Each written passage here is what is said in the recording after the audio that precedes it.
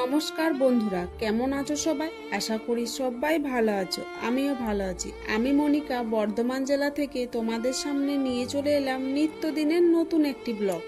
আশা করছি আজকের ব্লগটিও তোমাদের ভালো লাগবে। যদি ব্লগটি ভালো লেগে থাকে চ্যানেলটি সাবস্ক্রাইব আর একটি লাইক করে আমার পাশে থেকো। বড়দেরকে আমার প্রণাম ও ছোটদেরকে অনেক অনেক ভালোবাসা জানিয়ে আজকের ব্লগটি শুরু করছি।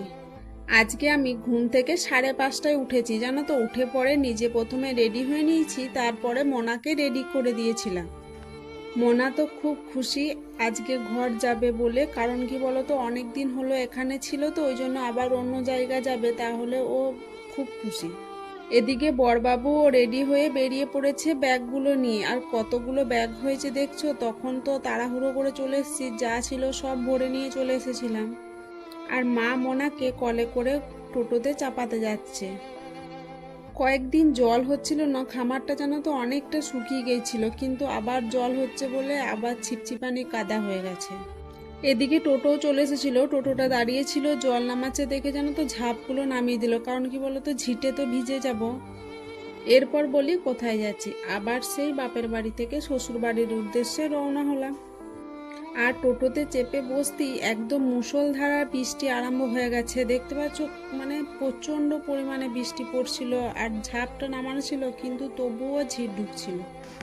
আর যখন কিছুটা রাস্তা চলে এসেছি তখন দেখছি আমি আমার একটা ব্যাগ, মানে সাইড ব্যাগটা যেন তো নিতে ভুলে গেছি। আর ওই ব্যাগটার ভেতরেতেই চার্জার ফোন সব ভরা ছিল।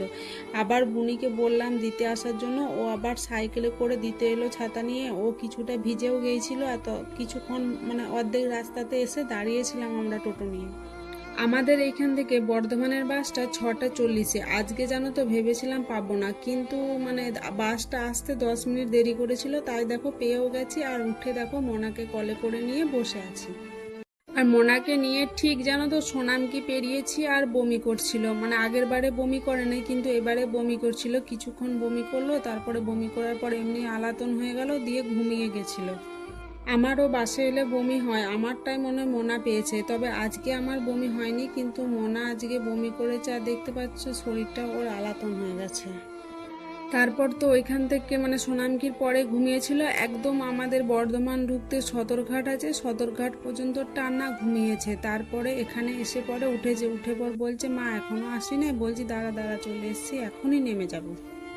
আর আমাদের এইখানে সদরঘাটের নদীটা তো কতটা জল দেখো, মানে এখন সব জায়গাতেই প্রচুর জল। সেদিনও দেখিয়েছিলাম তোমাদেরকে, পিসির অস্থি বিসর্জন করতে গিয়েছিলাম, ওখানেও দেখো কত জল ছিল। আর এখানেও দেখো একদম কত জল। আর মোনা জানো তো জানলা দিয়ে দেখছিল, আর ও এইসব জিনিস দেখে খুব বেশি মজা পায়। তারপর তেলিপুকুর চলে এসেছি, তেলিপুকুরে নেমে পড়েছি। বড়বাবু ব্যাগগুলো নিয়ে এগিয়ে যাচ্ছে, ওই দেখো সামনে সাইকেল নিয়ে যাচ্ছে। উনি আমার শ্বশুরমশাই, শ্বশুরমশাইও এসেছিলেন বাস স্টেশনে। আসলে কি বলতো, মোনা তো অনেক দিন বাড়িতে নেই, ওই জন্য ওর দাদুরও মন খারাপ, ওই জন্য আর ঘরে থাকতে পারে না। সাইকেল নিয়ে বাস স্টপে দিয়ে চলে এসেছিল নাতনির সাথে দেখা করতে। তারপর আমরা ওইখান থেকে আবার টোটো করে নিয়েছিলাম, টোটোতে চেপে গিয়েছিলাম তেলিপুকুর থেকে আমাদের ঘর যেতে। টোটোয় করে প্রায় 10 মিনিটের মতো লাগে। আর ব্যাগপত্র নিয়ে তো হেঁটে যাওয়া সম্ভব নয়, ওই জন্য ছেলে আছে, ওই জন্য টোটো করে নিয়েছিলাম। তো দেখো চলে এসেছি ফাইনালি ঘরেতে। ঘরের দরজা এখনো বন্ধ, শাশুড়ি মা ঘরে শুয়ে আছেন। ওনার তো শরীরটা ততটা ভালো নেই, খারাপ, ওই জন্য বাইরে নেয় না। ছাড়া কিন্তু যখন শরীর ভালো থাকে বাইরেতেই থাকে। একেবারে রুমে চলে এসেছি। রুমে এসে দেখো ব্যাগপত্রগুলো গুছিয়ে রাখছি, মানে জামা কাপড়গুলো ব্যাগপত্র থেকে বার করে এখন গুছবো না, ব্যাগগুলো এখন গুছিয়ে রাখছি। তারপর জামাটা পাল্টে নাইটি পরে নেবো, অনেক গরম করছে। আর ক্যামেরাটা অন করে দাঁড়ালাম তোমাদের সাথে কথা বলার জন্য, কিন্তু জানো তো মন যাচ্ছে না কথা বলতে। এবারে আমার ঘর আসার ততটা মন ছিল না, মানে পিসি তো এই মারা গেল, কাজকর্ম এই ছুটলো, ভাবলাম মায়ের সাথে কিছুদিন কাটাবো তারপরে আসবো। কিন্তু শাশুড়ি মায়ের শরীরটা খারাপ, ওই জন্য আসতে হলো। আমরা তো যেটা সবসময় চাই সেটা পাইও না, সেটা হয়ও না, বলো। পরিস্থিতি অনুযায়ী মানিয়ে নিতেও হয়। কিন্তু মনটা খারাপ লাগছে, মা আর বুনি একা আছে, তো ওই জন্য মনে হচ্ছে যদি কিছুদিন থেকে আসতে পারতাম ওদের সাথেও, তাহলে হয়তো ওদেরও ভালো লাগতো, আমারও ভালো লাগতো। 3-4 দিন যখন শ্বশুর বাড়ি এলাম, সেই দিনের রাতেই তো চলে যেতে হলো, পিসি মারা গেল। সেদিনই সব কেচেছিলাম, জানো তো, কেচে সব বালিশের ওয়ারগুলো আড়ে পরিয়েছিলাম, বিছানা চাদরগুলো কেচেছিলাম, দিয়ে ঢাকা দিয়ে রেখে গেছিলাম। তাই বালিশের ওয়ারগুলো আর কাচবো না, কিন্তু বিছানার চাদরটা পাল্টে দেবো। কি বলতো, বিছানার চাদরটা অনেক দিন ধরে পাতা আছে, ধুলো বসে গেছে, ওর জন্য বিছানার চাদরটা পাল্টে দেবো। আর পলিথিনটা ভাঁজ হয়ে গেছে, পলিথিনটা একটু ভালোভাবে পেতে নিচ্ছি। আগে বিছানায় পলিথিন পাতাম না, কিন্তু মনা বিছানাতে যখন থেকে হয়েছে টয়লেট করে দেয়, তো ওই জন্য তাহলে নিচেরগুলো সব ভিজে যাবে, ওর জন্য বিছানাতে একটা করে পলিথিন পেতে রাখি। কিন্তু মনা এখন বড় হয়ে গেছে, এখন আর করে না, তবুও পেতেই রাখি। মোনা ওইদিকে এসে পড়ি দাদু ঠাকুমার ঘরে ঢুকেছে, ওকে এক গ্লাস ছাতু শরবত করে খাইয়ে দিয়েছি, তারপরও দাদু ঠাকুমার সাথে খেলা করছে। আর বরবাবু ওদিকে এসে পড়ি সবজি কাটছে, তোমাদেরকে আজকে আর দেখানো হয়নি, কিন্তু বরবাবু এসে পড়ি সবজি কাটছে। আমি বললাম তুমি সবজিটা কাটো, তাহলে আমি বিছানাটা ভালো করে একবারে বাগিয়ে নিই। আর জানো তো, বালিশের যে ওয়ারগুলো আছে, ওয়ার দুটোই না ছিঁড়ে দিয়েছে মোনা, ওই জন্য আমি আগের বারে এসে ছেঁড়া ওয়ারটা পরাইনি, ভাবলাম রাতের বেলা এসে নতুন বার করব, কিন্তু আর বার করা হয়নি। ওই পিসি মারা গেল, ওই জন্য রাতের বেলাতেই চলে যেতে হয়েছিল। ওই জন্য আজকে ভাবলাম জানো তো, একবারে আলমারি থেকে বালিশের ওয়ারগুলো যে দুটো আছে নতুন, সেগুলো বার করে পরিয়ে দেবো। কিন্তু অনেকক্ষণ ধরে খুঁজলাম, আর খুঁজেই পাচ্ছি না কোথায় যে রেখে দিয়েছি। যখন যে জিনিসটা দরকার হয় না, সেটা কিছুতেই পাওয়া যায় না। দেখবে এমনি সময় কাছেই থাকে, দেখতে পাই 10 বার আলমারি খুললে, কিন্তু এখন আর দেখতেই পাচ্ছি না। তাই ভাবলাম পরেই দেখবো, কি আর করবো না দেখতে পেলে এখন। এদিকে মোনার পাশের বালিশের ওয়ারটা আগের বার থেকে ছিঁড়া পড়েছিল, ওটা ভাবলাম একেবারে সেলাই করে দিই, ওটা তখন আর সেলাই করা হয়নি, ওই জন্য একবারে বসে সেলাই করে দিচ্ছি।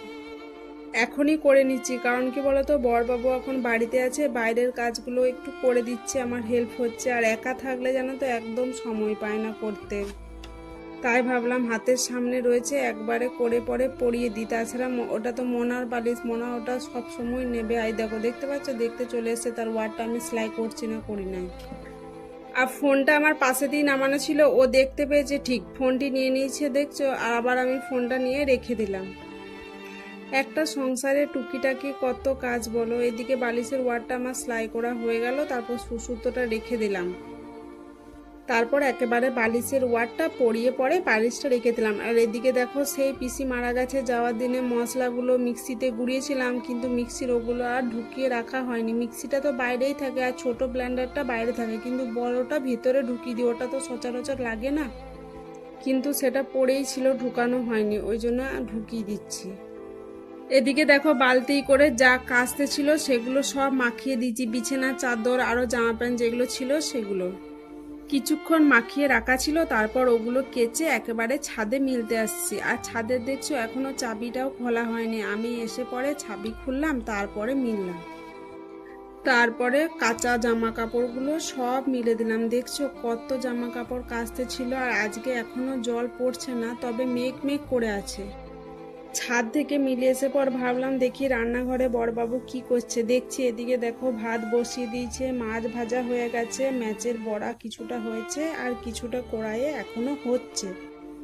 এদিকে দেখো, প্রেসার কুকারে আলু সেদ্ধ করতে চাপিয়ে দিয়েছে, আর বেসিনে কিছুটা বাসন জমা হয়ে আছে, আর দেখো কুলেকাড়া সেদ্ধ করেছে। বড়বাবু তো ওদিকে রান্নাটা করছে, তাই ভাবলাম আমি জলটা ধরে নিই, তাহলে কাজটা আমারই একটু এগিয়ে যাবে। তাই দেখো, এদিকে বালতি বোতল যত ঘরে জিনিস ছিল, যেগুলোতে জল ধরি, সেগুলো সব নিয়ে জল ধরতে চলে এলাম। আর আমি জল ধরছিলাম, পাশের বাড়ি একটা আন্টি এসে আমার সাথে গল্প করছিল, সেদিনে এলাম চলে গিয়েছিলাম, ওখানে কি হলো, কতদিনে কাজকর্ম করলে, সবাই কেমন আছে, ওই আর কি ঘরের সব কিছু জিজ্ঞেস করছিল, সেটাই আমি বলছিলাম। আজকে আমার মন চাইছে না কাজ করতে, জানো তো, মনটাও ভালো লাগছে না, কিন্তু না করলেও কাজটা কি করে দেবে বলো, পড়ে থাকবে, তারপর আবার বড়বাবুকে সে আস্তে আস্তে করতে করতে অনেকটা দেরিও হয়ে যাবে। আর এক বালতি জলটা ছড়িয়ে রেখেছি, ওটা জানো তো, মোনা পেছন থেকে এসে পড়ে থপাক থপাক করছিল। মোনা জল ঘাটতে পেলে আর কিছু চাই না, গোটা গায়ে জল নিয়ে পুরো ভিজে গেছিল। আর জলটা খুব ঠান্ডা, আমি বলছি জলটা ঘাটিস না রে, ঠান্ডা লেগে যাবে, কিন্তু আমার কথা একদম শুনছিল না। তারপর ওর বাবা এসে ওকে ধরে নিয়ে গেল, আর আমি জলটা ধরে নিলাম, দিয়ে এক এক করে বয়ে ঘরে রেখে দিয়েছিলাম। তারপর আমি রান্নাঘরে চলে এলাম। এদিকে দেখো, কড়াইতে বড়বাবু মাছের ঝোলটা চাপিয়ে দিয়েছে, আর বেসিনে বাসনগুলো আছে, বাসনগুলো এরপর এক এক করে ধুয়ে নেব। আর বেসিনে দেখছো অনেকগুলো বাসন জড়ো হয়ে গেছে। মোনার জন্য প্রেসার কুকারে করে ভাত করেছি, তারপর মিক্সিতে মশলাটা করেছে, তারপর একটা কড়াই হয়েছে, মানে ওই কড়াইটাতে মোনার ঝোলটা করেছে আলাদা করে। আর এই কেঁটুটাতে না ছাতু ছিল, তাই ছাতুটা শেষ হয়ে গেছে, তাই ভাবলাম কেঁটোটাও একেবারে ভালো করে পরিষ্কার করে দিই, তারপরে আবার নতুন করে ছাতু রাখবো। রান্নাঘরে এঁটো বাসন জমা হয়ে থাকলে দেখবে রান্নাঘরটা কেমন একটা বজবজ করে। আর ভাতটাও হয়ে গেছে, ভাতটা ওই সাইডে মাঠটা ঝরাতে দেওয়া আছে। তারপর দেখো এদিকে ঝোলটা হয়ে গেছে, আমি ঝোলটা কড়াইয়ের থেকে নামিয়ে বাটিতে রেখে দিয়েছি। তারপর একেবারে চলে এলাম তোমাদের কাছে সন্ধেবেলায়। দুপুরবেলায় তো দেখিয়েছিলাম তোমাদের গিয়ে ছাদে কতগুলো কেচে মিলেছিলাম, কিন্তু জানো তো আজকে কিছু শুকোয়নি, শুকানোর আগেই মানে বৃষ্টি নেমে গেছে। ভিজেগুলোই সিঁড়ির ওইখানে মিলে রেখে দিয়েছি, কালকে যদি আরেকবার রোদ দেয় তাহলে রোদে দিলে পরে শুকিয়ে যাবে। আর ব্যাগের মধ্যে মোনার যে জামা কাপড়গুলো ছিল কিছু তো মা কেচে পরে একেবারে গুছিয়ে দিয়েছে, সেগুলোই আমি ব্যাগ থেকে বার করে নিচ্ছি, তাহলে ওগুলো আর কাচবো না। মোনা ব্যাগটা নিয়ে বারবার খেলা করছে, টানছে, তো তাহলে নোংরা হয়ে যাবে, জামাগুলো ফেলে দিচ্ছে। ওই জন্য যেগুলো কাঁচা আছে সেগুলো আলাদা করে নিচ্ছে, আর যেগুলো কাচতে হবে সেগুলো আলাদা করে রেখে দিচ্ছি। আর বড়বাবু তো নেই, বড়বাবু বাজার গেছে, আর মোনা ও দাদু ঠাকুমার কাছে রয়েছে, এখন আমার কাছে আসেনি, তাই ভাবলাম একেবারে গোছানোগুলো আলমারির ভিতরে ভরেই দিই।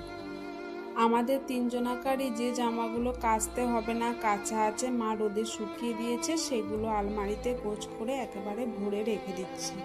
আর মোনার ঢোলটা দেখতে পাচ্ছ ঝোলানো রয়েছে, ওই ঢোলটাতে যে আমার কতবার মাথাটা ঠোকা গেল তার ঠিক নেই।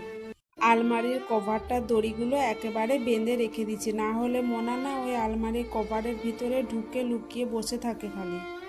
দড়িগুলো লাগিয়ে রাখলেও বা মোনা বসেই থাকে ওখানের ভিতরে। এদিকে বড়বাবু বাজার থেকে চলে এসেছিল, আর আমার জন্য 12 ভাজা এনেছে। 12 ভাজা খেতে আমার খুব ভালো লাগে। আমার জন্য শুধু নয়, বাড়ির সকলের জন্যই এনেছিল, সবাই বাইরে খাচ্ছিল আর আমি ঘরে খাচ্ছিলাম।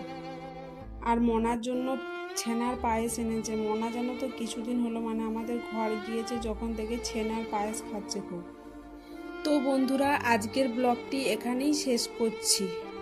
যারা আমার ব্লগটি এখনো পর্যন্ত দেখছো তাদেরকে অসংখ্য ধন্যবাদ, আর যারা আমার পুরনো সাবস্ক্রাইবার হয়ে পাশে আছো তাদেরকেও অসংখ্য ধন্যবাদ। আর যারা নতুন বন্ধু হয়ে আমার ভিডিওটি দেখছো তাদের কাছে একটাই অনুরোধ করব, চ্যানেলটা সাবস্ক্রাইব করে আমার পাশে থেকো। সবাই ভালো থাকবেন, সুস্থ থাকবেন, টাটা, গুড নাইট।